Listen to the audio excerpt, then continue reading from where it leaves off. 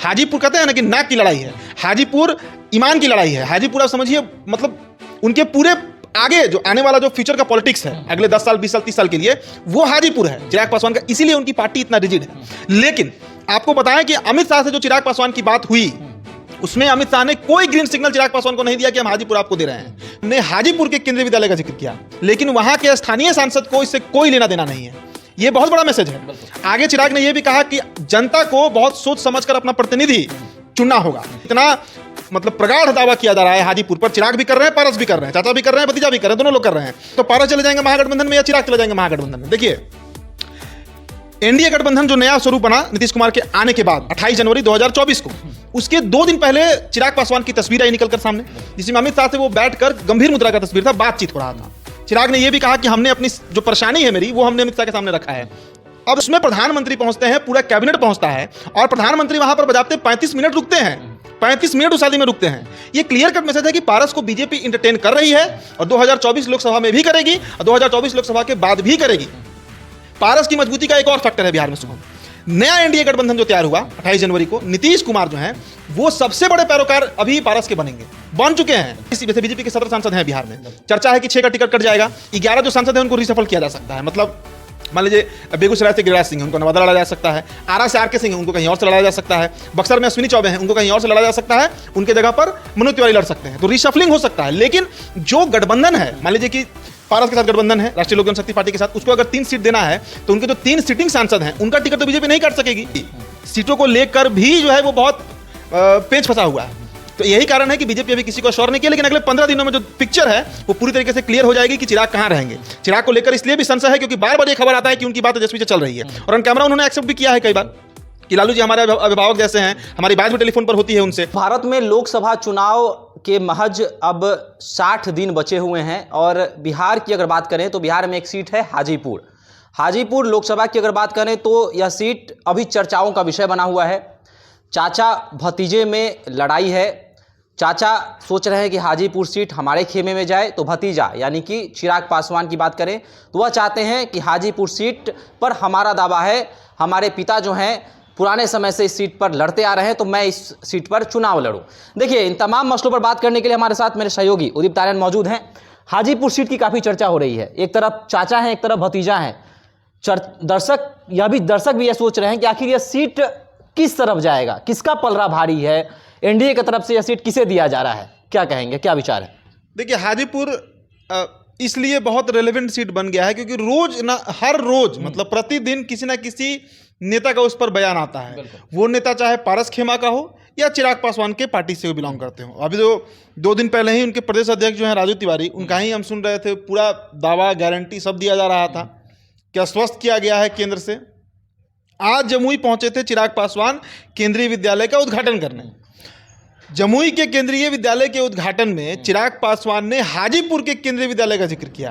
उन्होंने कहा कि जिस केंद्रीय विद्यालय को हमारे पिता स्वर्गीय रामविलास पासवान ने हाजीपुर में खुलवाया था, आज वो बंद होने के कगार पे है, लेकिन वहां के स्थानीय सांसद को इससे कोई लेना देना नहीं है। ये बहुत बड़ा मैसेज है। आगे चिराग ने यह भी कहा कि जनता को बहुत सोच समझकर अपना प्रतिनिधि चुनना होगा कि किसको वो सीट मिलेगा और कौन उस पर वोटिंग करेगा। इसके अलावा अगर आप पशुपति कुमार पारस का आप कोई इंटरव्यू उठाकर देख लीजिए हाजीपुर पे, तो वो एकदम दावा ठोकते हैं कि हाजीपुर उन्हीं को मिलेगा।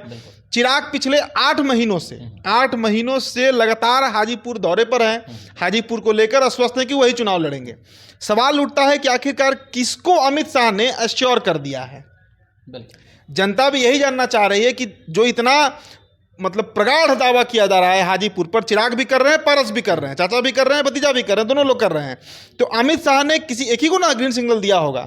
2 लोग तो लड़ेंगे नहीं हाजीपुर से की गठबंधन से। अगर लड़ेंगे दोनों लोग तो गठबंधन अलग हो जाएगा, या तो पारस चले जाएंगे महागठबंधन में या चिराग चले जाएंगे महागठबंधन में। देखिए, एनडीए गठबंधन जो नया स्वरूप बना नीतीश कुमार के आने के बाद 28 जनवरी 2024 को, उसके 2 दिन पहले चिराग पासवान की तस्वीर आई निकलकर सामने, जिसमें अमित शाह से वो बैठकर गंभीर मुद्रा का तस्वीर था, बातचीत हो रहा था। चिराग ने यह भी कहा कि हमने अपनी जो परेशानी है मेरी, वो हमने अमित शाह के सामने रखा है। अब आप समझिए कि क्या परेशानी हो सकता है। चिराग पासवान के पास, मैंने एक पिछले वीडियो में भी ये बात कहा था, आइडेंटिटी का लड़ाई है ये अस्तित्व का लड़ाई चिराग पासवान लड़ रहे हैं। अगर 2024 में हाजीपुर चिराग नहीं लड़ते हैं तो आप मान कर चलिए उनका पॉलिटिकल हायरार्की जो है, जो उनका लेगेसी है पूरा राजनीतिक का। चिराग पासवान की पहचान क्या है? उनके पिता रामविलास पासवान। रामविलास पासवान की पहचान क्या है? हाजीपुर, जहां से वो 8 बार जीतकर सांसद बने हैं। इसलिए मैं ये शब्द यूज करता हूं, आइडेंटिटी, अस्तित्व की लड़ाई है हाजीपुर। अगर चिराग को 6 सीट एनडीए दे भी दे, मिलेगा तो नहीं, 3 ही सीट मिलना है। उस कंडीशन में भी अगर हाजीपुर उनको नहीं मिलता है तो आप मान कर चलिए कि चिराग पासवान का जो एक लेगेसी है पासवान वोटर्स के बीच, वो लेगेसी खत्म हो जाएगा उनकी जाति के वोटर्स के बीच। और अगर पारस लड़े हाजीपुर तो पारस फिर 2024 लोकसभा चुनाव के बाद एक सर्वमान्य नेता के रूप में स्थापित हो जाएंगे कि बिहार में पासवानों का लीडर कोई है। पासवान जिसे बिहार की जो जाति के मतलब टर्म है दुसाध भी कहा जाता है, उसके नेता जो है वो इकलौते पशुपति कुमार पारस हैं। ये लड़ाई है चिराग पासवान की। अगर एनडीए चिराग को 2 सीट ही दे, लेकिन 1 सीट अगर हाजीपुर दे दे तो चिराग की आइडेंटिटी बच जाएगी। हाजीपुर कहते हैं ना कि नाक की लड़ाई है, हाजीपुर ईमान की लड़ाई है। हाजीपुर आप समझिए मतलब उनके पूरे आगे जो आने वाला जो फ्यूचर का पॉलिटिक्स है अगले 10 साल 20 साल 30 साल के लिए, वो हाजीपुर है चिराग पासवान का। इसीलिए उनकी पार्टी इतना रिजिड है।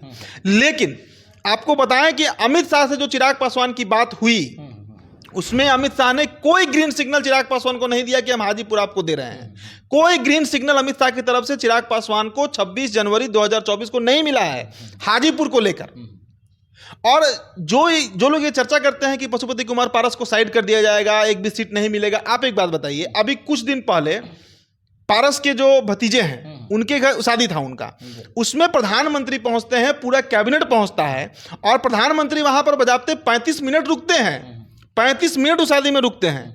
ये क्लियर कट मैसेज है कि पारस को बीजेपी इंटरटेन कर रही है और 2024 लोकसभा में भी करेगी और 2024 लोकसभा के बाद भी करेगी।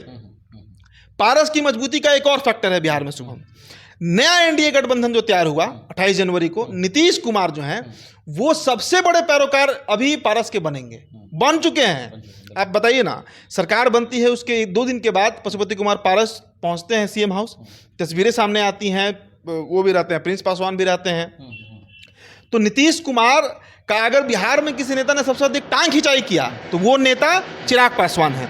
और चिराग पासवान को किसी तरीके से डाउन करने के लिए और खासकर हाजीपुर को लेकर नीतीश कुमार कभी नहीं चाहेंगे कि चिराग पासवान जो है वो हाजीपुर लड़े।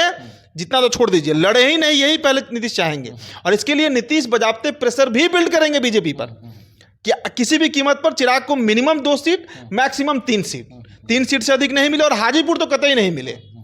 और देखिए बीजेपी का एक और रणनीति समझिए, बीजेपी अगर किसी, जैसे बीजेपी के 17 सांसद हैं बिहार में, चर्चा है कि 6 का टिकट कट जाएगा, 11 जो सांसद हैं उनको रिसफल किया जा सकता है। मतलब मान लीजिए बेगूसराय से गिरिराज सिंह है, उनको नवादा लड़ा जा सकता है, आरा से आरके सिंह है, उनको कहीं और से लड़ाया जा सकता है, बक्सर में अश्विनी चौबे हैं, उनको कहीं और से लड़ा जा सकता है, उनके जगह पर मनोज तिवारी लड़ सकते हैं। तो रिशफलिंग हो सकता है। लेकिन जो गठबंधन है, मान लीजिए कि पारस के साथ गठबंधन है राष्ट्रीय लोक जनशक्ति पार्टी के साथ, उसको अगर 3 सीट देना है तो उनके जो 3 सिटिंग सांसद हैं उनका टिकट तो बीजेपी नहीं काट सकेगी।